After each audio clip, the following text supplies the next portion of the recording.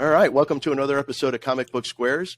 We just want to remind everybody about our big contest for 2023. We're going to help find a new writer in comic books. We're partnered with Dream Foundry on this, and just remember the deadline is the end of September to get your stories in. So to kick the show off, my name's Shane. I'm Paul. I'm Ben. And I'm Mike. Let's get this show started.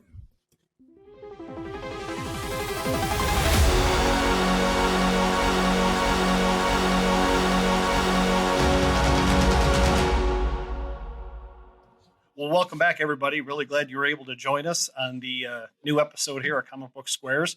We got a fantastic creator with us tonight. We have Mike Deodato Jr. You might know his work from Marvel, but he's working on some new creator-owned projects, which is fantastic. One of them, which we reviewed back maybe 6 or 7 months ago, called Not All Robots. His new company is AWA. So, Mike, I'll let you take it away and tell us a little bit about AWA and the projects you've got going on. Oh, yeah. Hi. So I've been with AWA since 2019, and I have done a lot there. The Resistance, Bad Mother, Redemption, The Fourth Man, Not All Robots, Absolution, New Think, and now Red Zone. I hope I didn't forget any. Red Zone with Colin Bunn. It's out in March 1st. It's a espionage, action-packed kind of story, and I'm very excited. Never worked with Colin Bunn before, so it's amazing. That's awesome. Great that you guys were able to get him over there too. Colin Bunn, he's fantastic. We read a lot of his stuff, not only with with the bigger companies, but as he's been able to branch out. And we're one of the things we talk about on the show is how it really helps the credibility of some of the independent companies try to ramp up and get a foothold among Marvel, DC.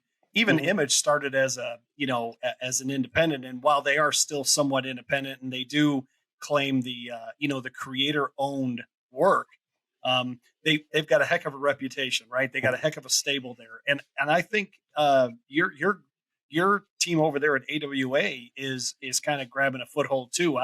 I'll tell you, I find it hard to see the AWA stuff stay in stock at my local comic shop. It goes really quick. And like I said, we reviewed Not All Robots, and we absolutely loved it. That was that was something that I picked up and I'd suggested to these guys. We had a great time reading it.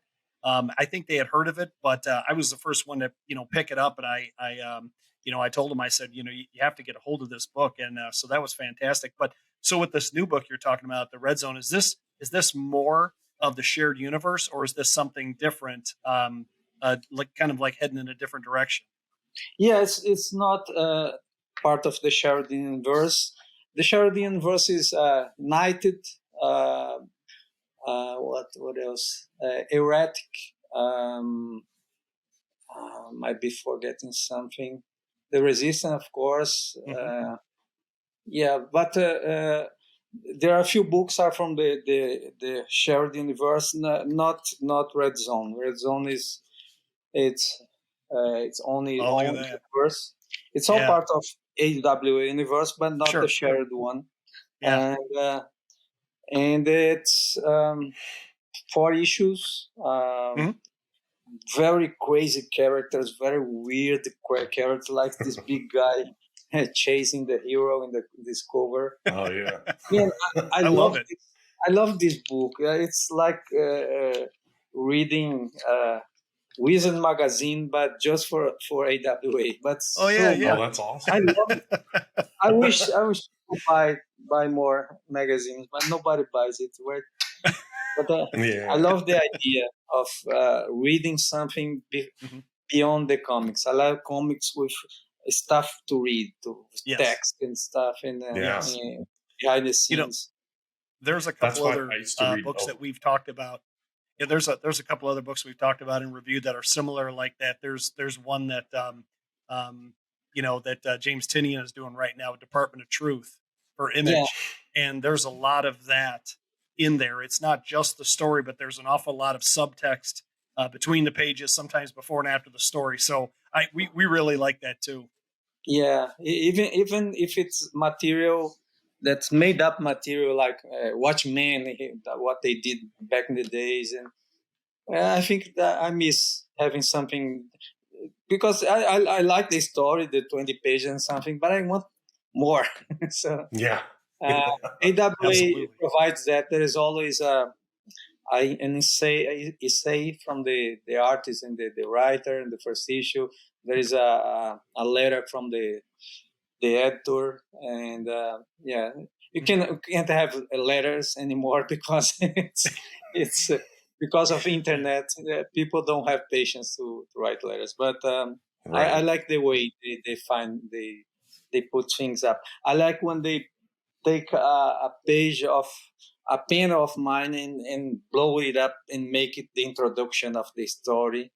Oh, right. They have a Yeah. great designer there. It's Chris Ferguson. It does magic with my stuff. Yeah, that's fantastic. So Yeah. I'm very satisfied with AWA Studios. So the That's AWA great. now is people can pick that up they should be able to pick it up in their comic book stores. Yeah, it's for free. Yeah. Oh, awesome. Okay.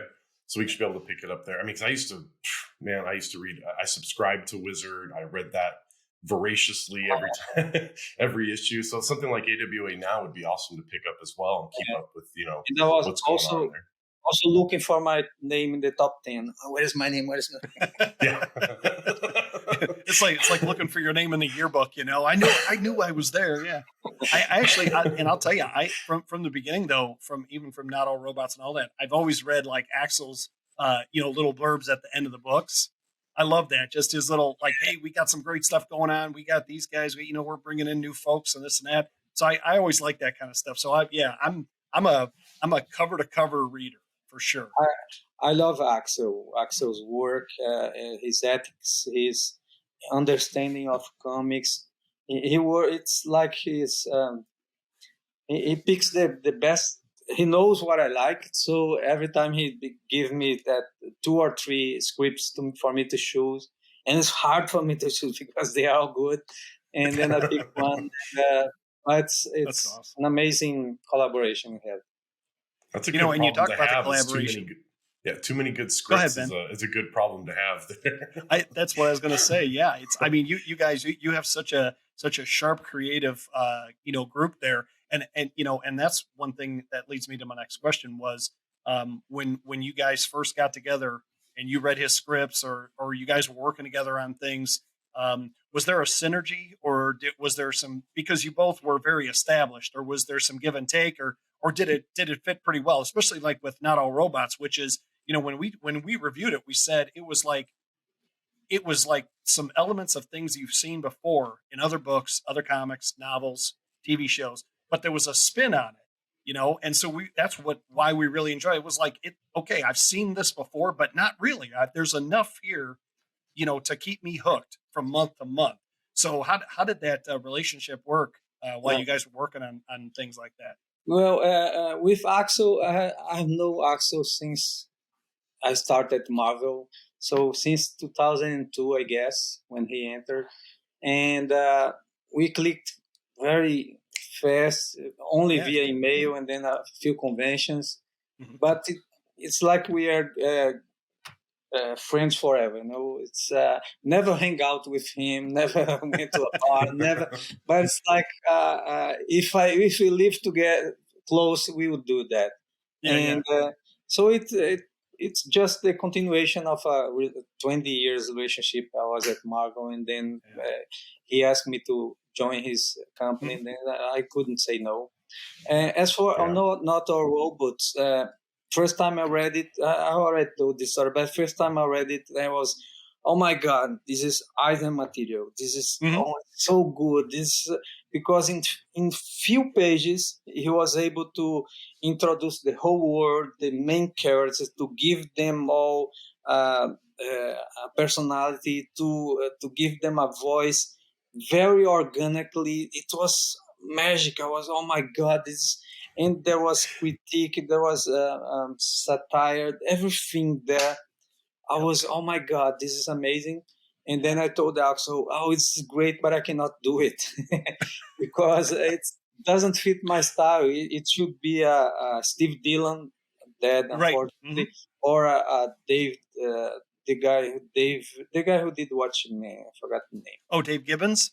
Dave Gibbons. That would be perfect. They have this kind of style is not too serious, kind of funny and weird and then no, you can do it. You are a fucking Mike Deodato, can do it. You're right. Okay, that's a good reason. That's a good reason. Seriously, you can put the humor on the ground, so it's not too much, and it's gonna work.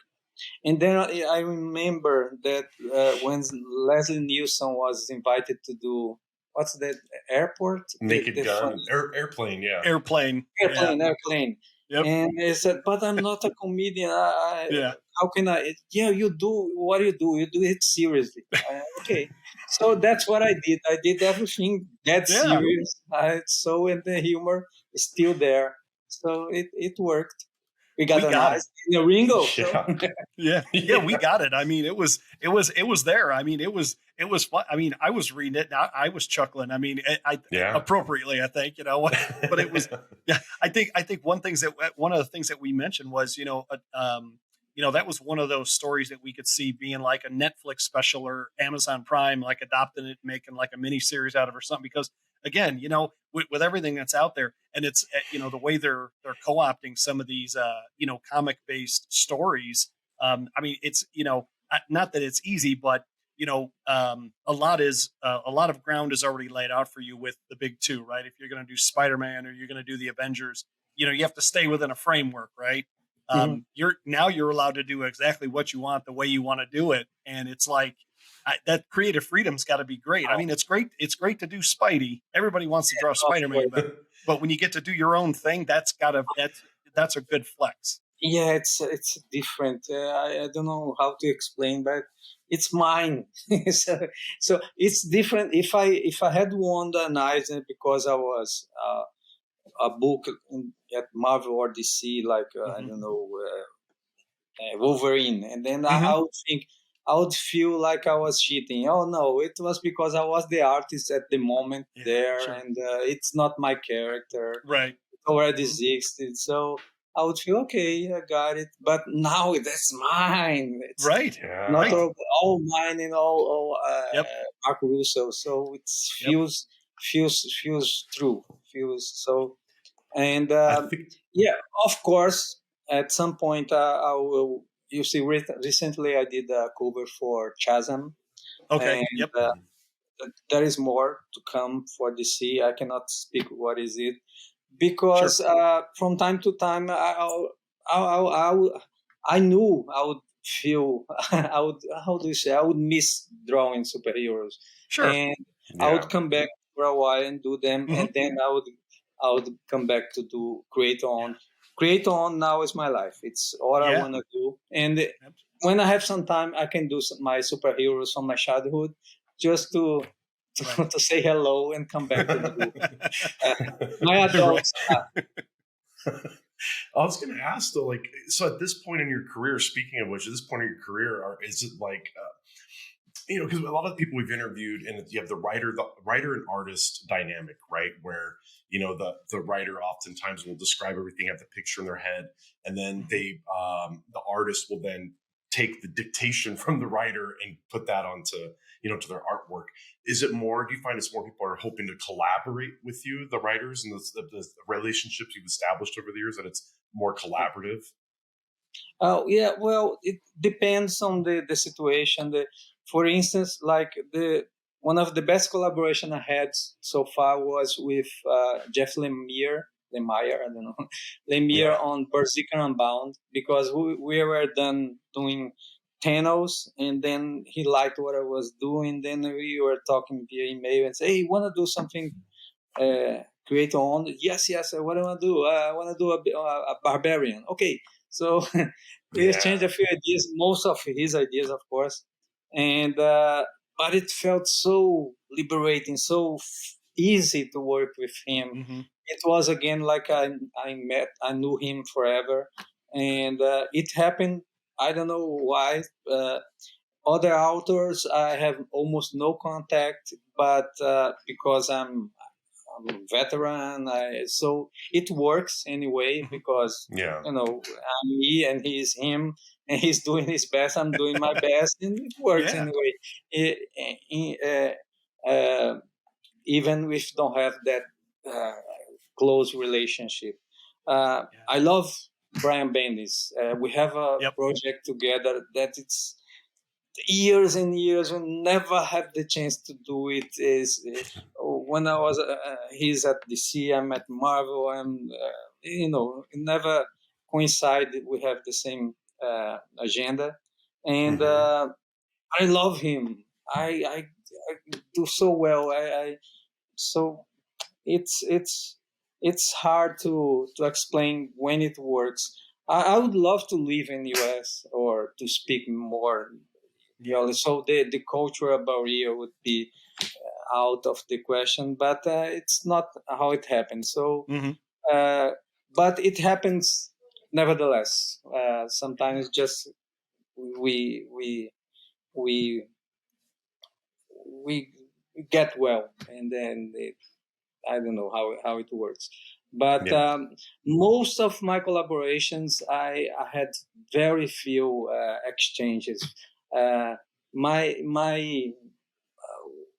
what and actually I like that because I don't like when if the writer would tell me what to draw. Hey, you should do this and this. I don't like it. I'm sure he wouldn't like me to tell him what to write. Right. So I think it helps if you admire each other. If I admire his work, he admire he wants to do something to that. It doesn't mean we have to be best pals or reunite and change ideas. It's gonna work anyway. So But honestly, I mean, being professionals, and some of you know each other's work, whether you've worked together or or just within the industry. That hopefully there's a respect there, and it seems like there really is. So one of the series that I would throw out of yours. From Marvel that I really liked was the Savage Avengers. That seemed kind of like a little like a playground, like a sandbox little series where you just had characters just getting thrown in. You had the Punisher and Elektra and Conan, and I was like, and now recently Deathlock. I'm like, I don't know why this works, but it's cracking me up, and I love it. It was actually I had talked to Marvel 1 year before and said, I'm gonna leave in 1 year.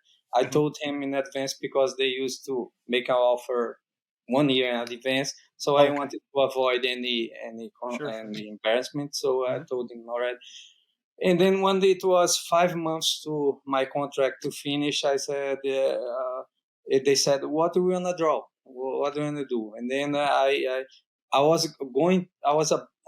should be doing Conan, but because of the event I was doing took too long, I missed the opportunity. There was already the creative teams were already decided, and then they asked me to do a list. So I put Conan, Venom, and Wolverine, Elektra. I wanted to do one of them, not all of them. But then we make a meeting with the writer, and they put all in one book. And I said, "Oh my God, this is gonna be total shit. It's not gonna work." But at least I'll be able to draw Conan. So you got to. But it was fun as hell. It was so well written. So he made it work. I forgot the name of the writer. Anyway, but he made it work. It looked like amazing. I loved it. The humor, such a different characters, but he found a way for them to connect. And I had a feeling there'd be an interesting story behind that. I don't know why. I remember when that series first came out. I collected it on a streak there for a while, and then I would break a couple issues, and I would come back, and whenever they would change characters out a little bit, like when they just had all these different characters coming, like you say, coming in and out like that. So I thought it was hilarious. I loved it. I mean, that was something that that was very unlike Marvel to do something like that, to put together. It wasn't like a safe bet. A bunch of characters to put together. It's like, they're like, just let's see what the hell happens here. Conan hitting Wolverine in the head with an axe. I mean, who didn't want to see that? It was fun. I loved it. Yeah, hilarious. Just clang, and I'm like, I didn't know I needed that, but I needed to see Conan hit Wolverine in the head with a battle axe. It was good. Go ahead, Ben. Speaking of superheroes, though, but back with AWA, the Resistance universe that they're building out. You were on the you're on the 6-issue Resistance series. Are you diving into any of Are you going back into the Resistance universe at all? Any plans to jump back in there, or continue some of these other standalones? So far, no plans so far. But it keeps expanding, and they are bringing people. That Jonas is number 1 and 2. It's, oh my God! I read the number 2. I didn't know. I thought it was number 1, and I read number 2 instead. And I was, oh my God! And I could understand everything, and the dialogue was so great, so natural. I was, oh my God, this is so good. Then I saw there was another issue, but I didn't miss it, and it was no recap or anything. And so they keep expanding it with great writers and artists. So I'm a big fan. I really like the New Think. I read that one. It was hard to do that, man, because the way he wrote it was like those Warren books with the narrator all the time. Yeah, and there was no dialogues. There was no sequences. Every page, new characters, new scenario, new background, new scenarios. So it was almost like it was not a comic book. If I drew like for example that Topi, that Italian guy Topi, because it draws like illustration, it would look like a illustrated book, and. So I had to be very, very. I chose to be very. The words in English, very traditional paneling, very one after another, to make it look like a comic. And but it's great thinking, great ideas there. Very good writer. I think we. Ben, didn't we review Knighted as well? At least the first issue. Yeah. So that was one. So that one we got the satire on that one right away. The good guy's not necessarily. Not exactly a great guy. You don't want to meet your heroes, right? But great to see that artist Tex. What's the name? Mark Teixeira. Mark Teixeira. Yes, he's like a New Adams on steroids. Pretty much. Yeah, definitely. I love his work. It was like I said, a while since I had seen. So, and like I said, you guys have a great group there. And New Think. Funny you mentioned that. When I read that, I'm almost like this. Almost feels like a novel. So like you were saying, there wasn't a lot of. If you were reading this, it would have been hard to picture it in my head the way it was going. So, I mean, great appreciation for what you did in that book, because taking a script like that almost seems like a novel or of a novelization, and, adding the illustration to help the reader along. Yeah, it was. But at the same time, it was hard because every time new characters, new scenario, new everything. Because I keep a bank of scenarios and things to help me. And when I define a place, so it's good when there is 3 pages with the characters at the same place, because I already have that figured out. And then every page was a new one. But at the same time, it made me remember the way my dad used to write, because he used to write.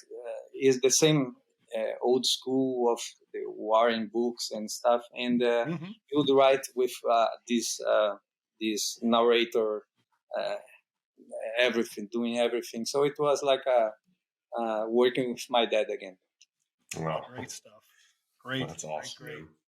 Yeah, I mean, and going back to the not all robots, one of the things I think we mentioned it on the show later on, we talked about, the winning the 2022 Eisner Award. I think that was pretty fantastic for an independent series to come out the way you did, and it was for the best humor, I think. And so that was, like you mentioned earlier, you didn't know if people would get the satire because of your style, but obviously enough people got it. So that was obviously congratulations to you Thank to you. you guys And on the creative too. It was great. And this thing about humor and the cultural thing is sometimes it's hard for me to understand. Sometimes in a chain of emails of creators talking and editors and somebody makes a joke or come out, oh, this sequence was hilarious, and I am what? And everybody, yes, hilarious. You're like, it was sure. The cultural differences are there, so okay, hilarious. So it's I just follow the script. No, but what I loved about the artwork, and we talked about this in the review, was I don't know how you did it, but I could see the emotion on robots, and these were pretty much featured. They had some features on their face, but you could just tell from their the way they carry their bodies, or I don't know. It was really quickly you were able to through the series discern that. Yeah, they had an attitude. I wanted to challenge myself because I want them to look menacing, and for me, menacing is something faceless is more creepy than with face. So I wanted them to look like robots or have no emotion, but at the same time they had emotion. So I had to compensate that with the body language, and it's something that you learn. It's some people like Frank Whiteley, for instance. He's amazing on body language. He does draw a very small Superman figure, and you can tell if he's sad or upset or full of himself because of the way he draws the shoulders and everything. And it's not easy. So it was a kind of me challenging myself to try to make it happen. Absolutely. One question job. I had. I'm sorry, we're talking about not all robots, but we loved it a lot. But one question that I had, because this was a theory I brought up during the episode, so I might as well ask. A lot, we looked at a lot of the story as comparing the robots sometimes to people and just being like cogs in a machine, and how humans can end up in our world, just be cogs in this great corporate machine. And so some of the robots being a little more, because you talked about you got rid of the face for the creepiness, but also sometimes they were not as discernible between each of them. So I was wondering, was that the thought process too? You have the robots you can't discern, and then all of a sudden you can't discern the people from the next generation of robots. Was that like a conscious choice of trying to make it, some of those things look similar? Does that question make sense? Like a commentary on society. Yeah. To be honest, most of the things I do in comics, I do by instinct. And that's why I would never be a teacher. People ask me, can you do a shop here and teach people? No, I can't because I don't know what. They will ask, why should I do that? I don't know. I do that way. If you like it, you follow me. If you don't, it just made sense. There are friends of mine like Aldo Borges. He's a great artist and he's a great teacher too. So it's a talent. You don't learn how to teach. You are born with that. And I'm not a teacher. If someday in the future I might do some course, fine, Mike Deodato is gonna reveal all of his secrets. That's why I would be unemployed. Nice. I decided it's time. Right. One more Savage Avenger story. That said,